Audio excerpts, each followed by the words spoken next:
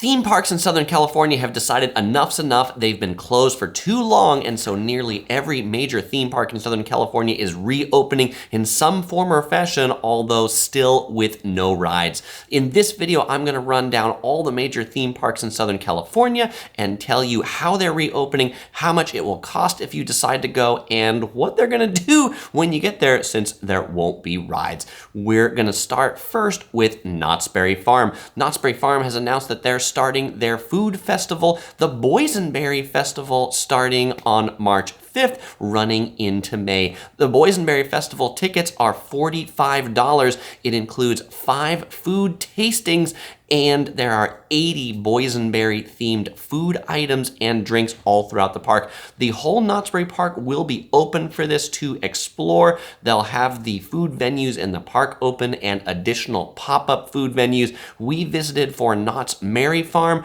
which was their kind of holiday themed food festival. It was a great time. We're going to be visiting the Boysenberry Festival on opening weekend. We're definitely looking forward to this one. So now let's talk about the other big theme park in Orange County, and that is Disneyland. Disneyland is reopening Disney's California Adventure for a food festival called A Taste of Disney on March 18th. Tickets will be $75, and that includes admission and $25 of food credit. Parking is also included as part of the ticket purchase. Now, nearly most of California Adventure will be open to explore, in addition to Carthay Circle, the Lamplight Lounge, a number of the restaurants throughout the park. They're going to have some pop-up booths similar to the food and wine festivals that California Adventure often does this time of year. Now, sort of the con about this is that Buena Vista Street at California Adventure has been free the last few months to go in as part of Downtown Disney,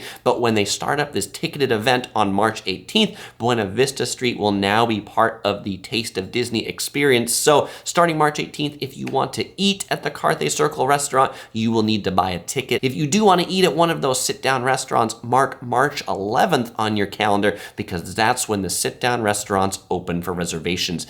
In addition to dining and shops, they're also going to have roaming characters around California Adventure. The typical ones around Cars Land, the typical ones around Pixar Pier. New for this, they're going to have Mickey and Friends characters on Buena Vista Street. Now, if $75 seems like a lot of money, and I think it is, Downtown Disney is still open with free admission. And there's a new thing in Downtown Disney. The Rainforest Cafe has been replaced by the Star Wars Trading Post because Disneyland is still not open, and I'm sure Disney wants to sell all that Star Wars merchandise, so you can get it in this new shop. Be prepared for long waits, though. I've heard reports of up to 7-hour waits for the Star Wars Trading Post. So if you do want to go in there, probably get there early in the day. Okay, now let's head down to San Diego theme parks before we head up to Los Angeles theme parks. Working our way down south, the first theme park in the north part of San Diego is Legoland. Legoland is starting its build and play days on March 5th.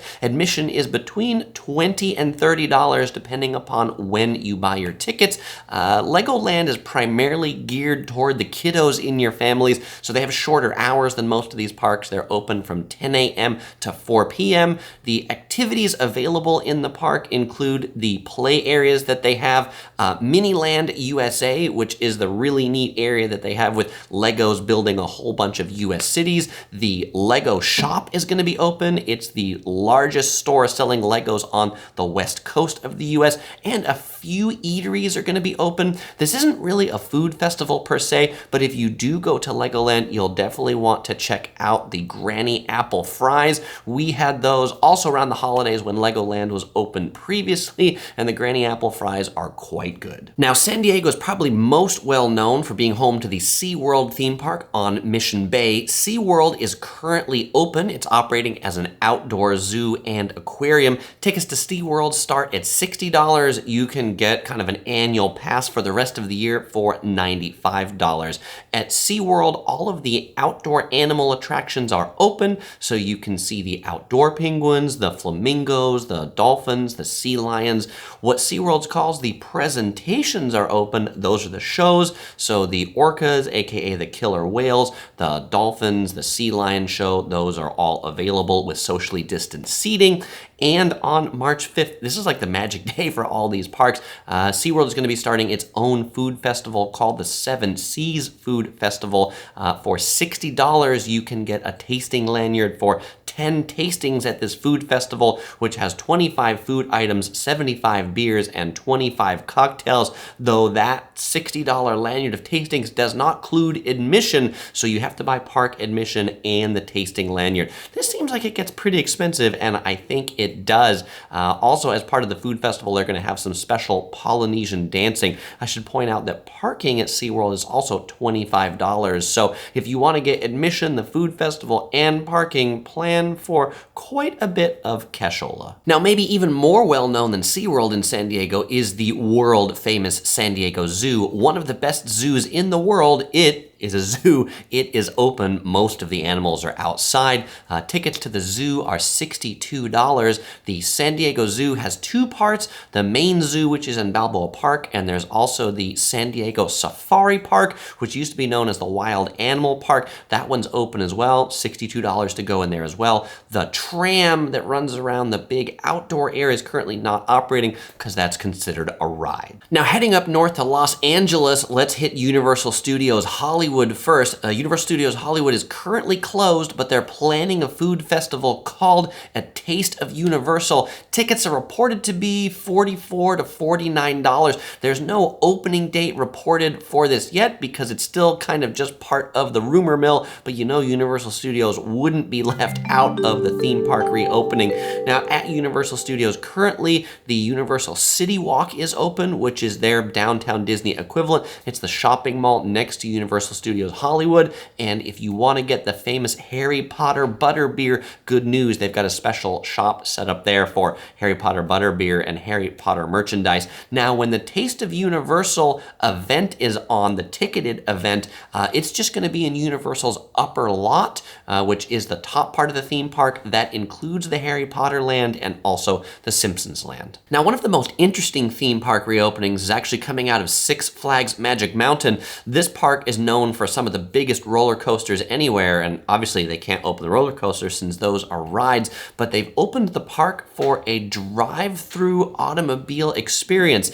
Six Flags has partnered with West Coast Customs. There are 100 automobile exhibits through the park. For $50, you get admission for your car and up to 4 people in it to take a 30-minute drive through the park, and the drive is narrated on a special mobile app that they have you download by the CEO of West Coast Customs himself.